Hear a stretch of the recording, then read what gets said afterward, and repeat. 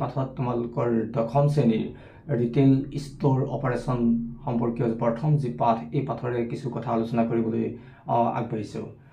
প্ৰথম কথা হ'ল আমাৰ যি দৈনন্দিন জীৱনত আমাৰ ৰিটেইল বা খুচুৰা ব্যৱসায়ে এক গুৰুত্বপূৰ্ণ ভূমিকা পালন কৰি আহিছে। আমি যদি মন কৰোঁ, আমি ৰাতিপুৱা শুই উঠাৰ পৰা সন্ধিয়া শুবলৈ যোৱালৈকে আমাৰ যিবোৰ বস্তুৰ প্ৰয়োজনীয়তা আহি পৰে, এই সকলোবিলাক কিন্তু আমি একোখন ৰিটেইল দোকানৰ পৰাই পাওঁ। গতিকে আমাৰ যি ডে টু ডে লাইফ, এই ডে টু ডে লাইফত ৰিটেইল বা খুচুৰা ব্যৱসায়ৰ গুৰুত্বপূৰ্ণ ভূমিকা আছে। আৰু তোমালোকে ইতিমধ্যে জানাই চাগে যে খুচুৰা ব্যৱসায় হৈছে এনে এটা ব্যৱসায় য'ত নেকি গ্ৰাহকক পোনপটীয়াকৈ বস্তু বা সামগ্ৰীসমূহ যোগান ধৰা হয়। পাইকাৰী ব্যৱসায় আৰু খুচুৰা ব্যৱসায়ৰ মাজত এইখিনিতে কিছু পাৰ্থক্য আহি পৰে যে য'ত নেকি পাইকাৰী ব্যৱসায়ত সৰহীয়া পৰিমাণত সামগ্ৰীসমূহ পুনৰ বিক্ৰীৰ বাবে একোজন ৰিটেইলাৰক দিয়া হয়, ঠিক তাৰ বিপৰীতে খুচুৰা ব্যৱসায়ত কিন্তু তেনে নহয়। খুচুৰা ব্যৱসায়ত যিবোৰ বস্তু বা সামগ্ৰী বা সেৱা বিক্ৰী কৰা হয়, এই সকলোবিলাক কিন্তু একোজন পোনপটীয়া গ্ৰাহকক বিক্ৰী কৰা হয় তেওঁৰ উপভোগৰ বাবে। খুচুৰা ব্যৱসায়ত যি সামগ্ৰী ক্ৰয় কৰি নিয়ে গ্ৰাহকজনে, তেনে সামগ্ৰী পুনৰ বিক্ৰী কৰা নহয়। আৰু এইটো হৈছে মূল পাৰ্থক্য পাইকাৰী ব্যৱসায় আৰু খুচুৰা ব্যৱসায়ৰ মাজত। য'ত নেকি পাইকাৰী ব্যৱসায়ত সামগ্ৰীবিলাক পুনৰ বিক্ৰীৰ ব্যৱস্থা থাকে, খুচুৰা ব্যৱসায়ত কিন্তু তেনে নহয়। একোজন গ্ৰাহকে তেওঁ উপভোগৰ বাবে বা শেষ ইউজৰ কাৰণে সামগ্ৰীসমূহ ক্ৰয় কৰি লৈ যায়। যি নহওক, আমি ইতিমধ্যেই কৈছোঁৱেই যে আমাৰ যি দৈনন্দিন জীৱন, এই দৈনন্দিন জীৱনত কিন্তু খুচুৰা ব্যৱসায়ৰ যথেষ্ট গুৰুত্বপূৰ্ণ ভূমিকা আছে।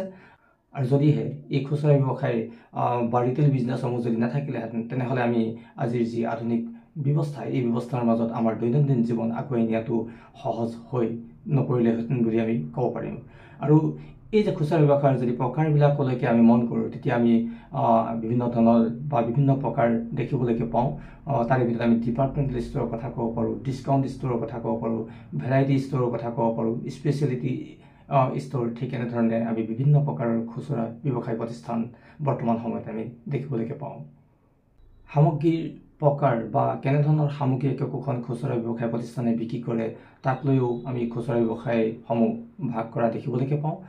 খাদ্য সামগ্ৰী বিক্ৰী কৰা দোকান, বেছিদিন টিকি থকা সামগ্ৰী যিবোৰ ডিউৰেবল গুডছ আছে, ডিউৰেবল গুডছ বিক্ৰী কৰাৰ দোকান, ছাপ'জ ইলেক্ট্ৰনিক্স, ফাৰ্ণিচাৰ দোকান হ'ব পাৰে, স্পৰ্টিং গুডছ চেল কৰা দোকান হ'ব পাৰে। ঠিক এনেধৰণেৰে ঠিক একেদৰে আমাৰ যি ছফ্ট গুডছ আছে, ছফ্ট গুডছবিলাকৰ ভিতৰত যদি মন কৰোঁ, বিভিন্ন ধৰণৰ কাপোৰৰ দোকান, ক্লথিংছ হ'ব পাৰে, বিভিন্ন ধৰণৰ এপিয়াৰেলছবিলাক হ'ব পাৰে, ফেব্ৰিক্স হ'ব পাৰে। এনেধৰণেৰে আমি কিন্তু ব্যৱসায় প্ৰতিষ্ঠানসমূহ ভাগ কৰি ল'ব পাৰোঁ।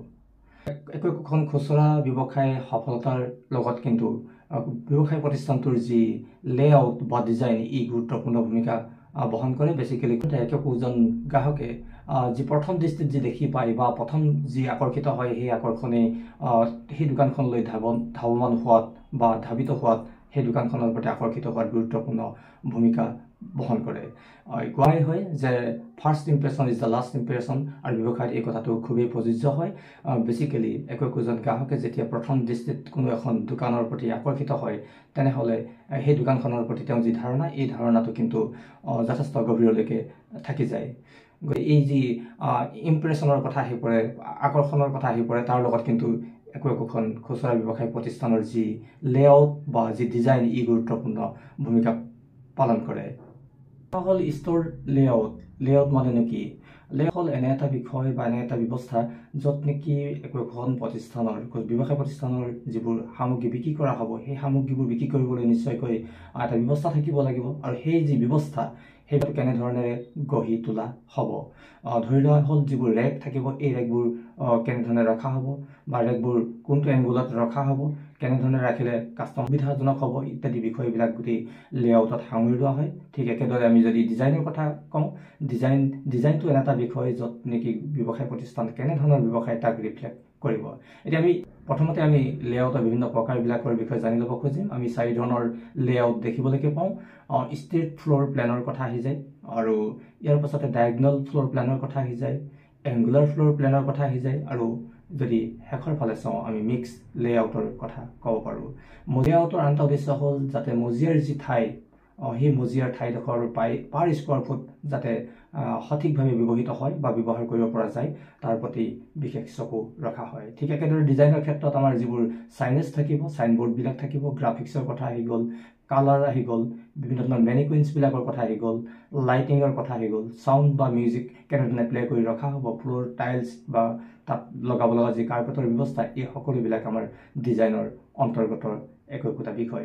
আজি এই ভিডিঅ'ত খুব চমুকৈ তোমালোকক যি ষ্ট'ৰ ডিজাইন সম্পৰ্কীয় বা লেআউট সম্পৰ্কীয় খুব চমু আভাস দিবলৈকে চেষ্টা কৰা হ'ল।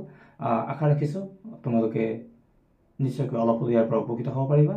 বিশেষকৈ আজিৰ এই যি ভিডিঅ', এই ভিডিঅ'টো যদি আমাৰ অসমীয়া মাধ্যমৰ ছাত্ৰসকল বা ছাত্ৰীসকল যাতে অলপ হ'লেও উপকৃত হ'ব পাৰে তাৰ লক্ষ্য আগত ৰাখি এই ভিডিঅ'টো প্ৰস্তুত কৰা হ'ল। তোমালোকৰ মাজৰ পৰা যথেষ্টবোৰ কমেণ্টো আহি আছে যে ছাৰ ভিডিঅ' লাগে কিন্তু পৰা নাই, তাৰ কাৰণে মই দুখিত। আৰু নিশ্চয় অনাগত যিদিন আছে, অনাগত দিনবিলাকত এনেদৰে মাজে মাজে চেষ্টা কৰা হ'ব যাতে তোমালোকক কিছু পৰিমাণে হ'লেও তোমালোকৰ যিবোৰ দাবী আছে বা তোমালোকৰ যি জানিব লগা আছে তাৰ বিষয়ে এক আভাস দি যাবলৈকে চেষ্টা কৰা হ'ব। সকলোকে পুনৰবাৰ ধন্যবাদ জনাইছোঁ। নমস্কাৰ।